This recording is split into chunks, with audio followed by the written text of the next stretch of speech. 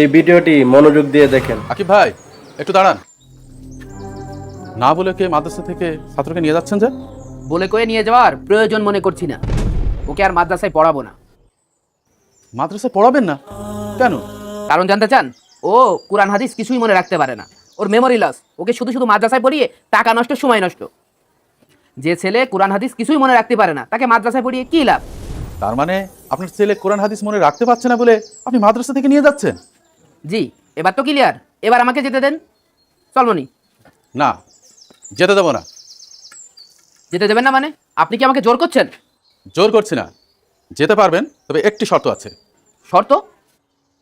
কি শর্ত? আসেন আমার সাথে। আপনার সাথে আমি কোথায় যাব? আসেন এদিকে, ট্যাঙ্কটি নিচে রাখেন। কি যে বলছেন কিছুই বুঝতে পারছি না। বলেন কি শর্ত?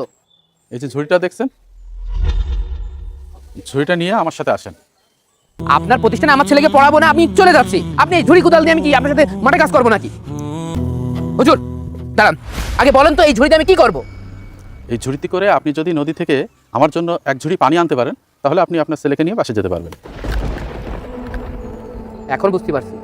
কি বুঝতে পারছেন? আমার ছেলে আপনার মাদ্রাসায় পড়ে কেন কোরআন হাদিস মুখস্থ করতে পারে না আমার বোঝা হয়ে গেছে।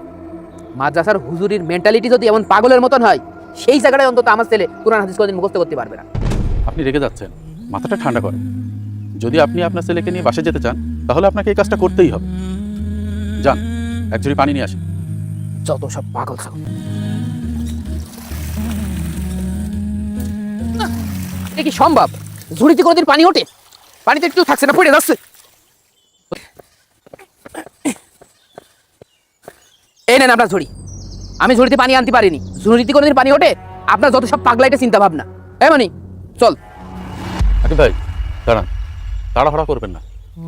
ঝুড়িটির দিকে একটু ভালো করে লক্ষ্য করুন। কি দেখবো এই ভাঙা ঝুড়ির? আপনি যখন ঝুড়িটা নিয়ে গিয়েছিলেন, তখন ঝুড়িটা কেমন ছিল? ময়লা ছিল, কাদা মাখানো ছিল। তো আর এখন এখন কি ময়লাগুলো আছে? না, একদম পরিষ্কার হয়ে গেছে। আমি আপনাকে এটাই বোঝাতে চেয়েছি, আপনি পানি আনতে পারেননি ঠিকই, কিন্তু পানিতে বারবার ঝুড়িটা চুবানোর কারণে ঝুড়িটা একদম পরিষ্কার হয়ে গেছে। আপনি কি বোঝাতে যাচ্ছেন হুজুর? একটু ক্লিয়ার করে বলুন তো।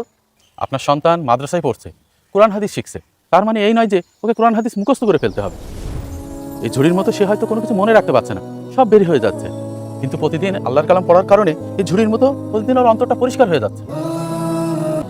আমাকে মাফ করে দেন হুজুর। আমি আসলে আমার ভুল বুঝতে পেরেছি। এখন থেকে আমার ছেলে আপনাদের মাদ্রাসায় পড়বে। আলহামদুলিল্লাহ। এই ভিডিও থেকে আপনারা কি শিখতে পারলেন কমেন্টে অবশ্যই জানাবেন।